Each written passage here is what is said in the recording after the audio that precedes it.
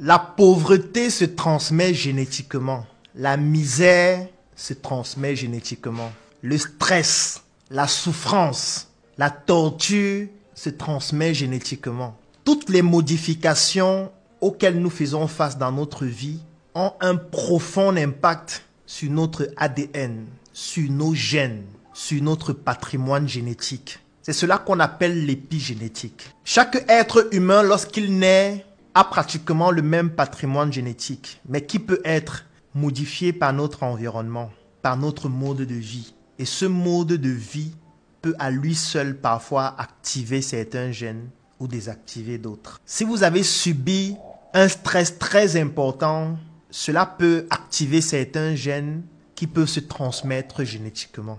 C'est pareil avec la misère qui va conditionner un certain niveau de vie chez vous et vous pousser à activer certains gènes qui pourront aussi se transmettre génétiquement. Jusqu'à présent, vous vous dites que ça ne vous concerne pas. Mais je vais prendre un exemple. Vous êtes un entrepreneur. Vous vous levez très tôt chaque matin pour développer votre projet. Vous avez une vision claire de ce que vous souhaitez réaliser. Vous êtes très intelligent. Vous êtes très intelligente. Tous les matins, vous travaillez dur pour atteindre vos objectifs. Vous le faites depuis 2 ans, depuis 5 ans, depuis 10 ans. Mais malgré votre travail constant et vos efforts, vous n'obtenez aucun résultat satisfaisant. Au contraire, votre situation s'empire. Vous n'arrivez pas à tenir, vous n'arrivez pas à vivre décemment. Vous n'arrivez pas à respecter vos engagements. Vous n'arrivez pas à assumer vos responsabilités. Vous n'arrivez pas à faire ce que vous auriez toujours souhaité faire. Vous n'arrivez pas à vous occuper de votre famille. Vous n'arrivez pas à être utile. Vous avez le sentiment de ne rien valoir. Rien que cette situation et ce mode de vie qui entraîne un stress prolongé sur une longue période peut modifier votre patrimoine génétique, peut activer certains gènes, peut modifier même votre santé mentale, peut provoquer même des maladies mentales chez vous qui pourront éventuellement être transmises à vos enfants de manière génétique. C'est l'épigénétique et comprendre ce phénomène est assez important. Parce qu'aujourd'hui, nous, Africains, nous sommes victimes de cela. Nos ancêtres ont été torturés de la manière la plus brutale, que ce soit durant l'esclavage, que ce soit pendant la colonisation ou même la néocolonisation qui continue. Nos ancêtres ont souffert, ont été torturés, ont été maltraités, ont été humiliés pendant des milliers d'années. Et parfois, nous avons hérité de ces gènes-là qui ont créé en nous parfois de la condescendance, parfois le manque de confiance, parfois le fait que nous ne valons rien. Ça a créé chez nous un sentiment que les autres sont supérieurs à nous et que nous ne pouvons pas faire grand-chose. Ça a créé parfois chez nous aussi des maladies mentales. Est-ce que vous savez que la misère peut entraîner une maladie mentale? Est-ce que vous savez que le fait de lire l'heure au point de devenir l'heure peut créer chez vous une maladie mentale?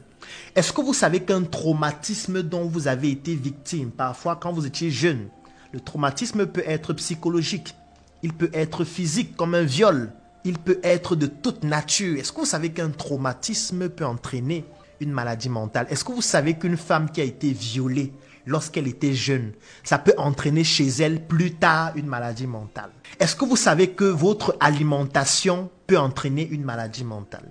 Est-ce que vous savez que ce que vous mangez chaque jour peut modifier votre comportement, modifier votre humeur et vous prédisposer à développer plus tard des maladies mentales?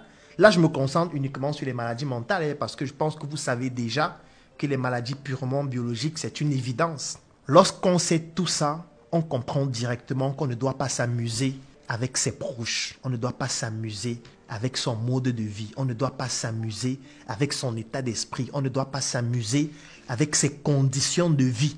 On ne doit pas s'amuser avec tout ce qui peut influencer notre patrimoine génétique, notre humeur, notre stress, notre vie. Ça signifie qu'il faut être discipliné dans sa vie. Discipliné sur le plan social, discipliné sur le plan biologique, discipliné sur le plan personnel, discipliné sur le plan professionnel, discipliné sur le plan émotionnel. Oui, parce que si cela a une influence sur votre vie, ça veut dire que cela a aussi une influence sur la vie de votre partenaire. Vous n'allez pas être discipliné et négliger votre partenaire qui, par son indiscipline, peut vous affecter.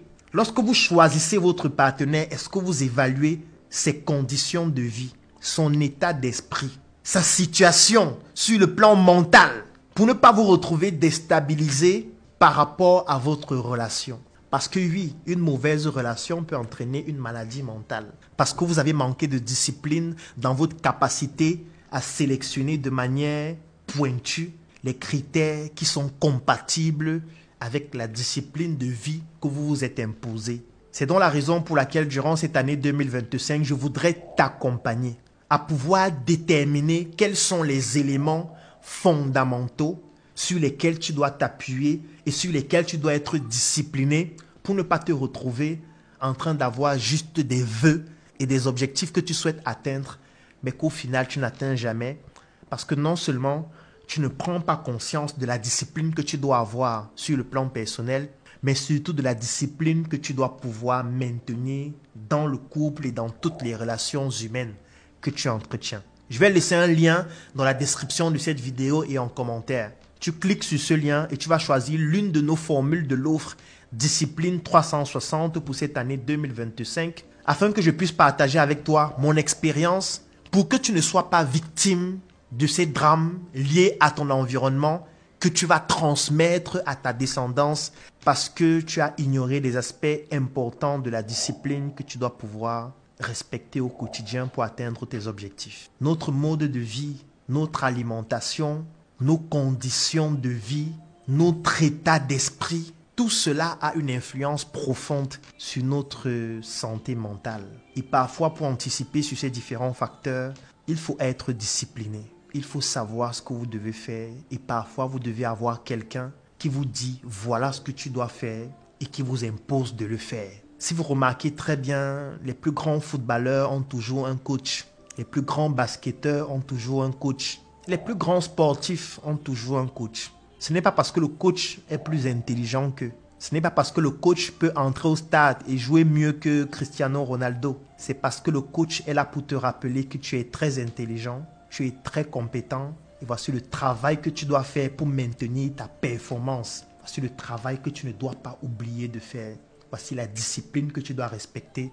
Il se rassure jour après jour que ce que tu dois faire, tu le fais même si ça ne te plaît pas. Parce que pour ton niveau, c'est ce que tu dois faire pour continuer d'atteindre tes objectifs et continuer de croître. C'est le rôle que je voudrais jouer dans ta carrière, bien sûr si tu le souhaites. Et si tu souhaites donc que je puisse t'accompagner à atteindre tes objectifs afin que tu sois plus performant, clique dans le lien dans la description de cette vidéo et en commentaire. Remplis le formulaire et ensemble, nous allons travailler pour qu'en 2025, tu sois plus discipliné, qualité indispensable pour atteindre tes objectifs. Et comme je le dis toujours, le talent s'arrête là où la discipline commence.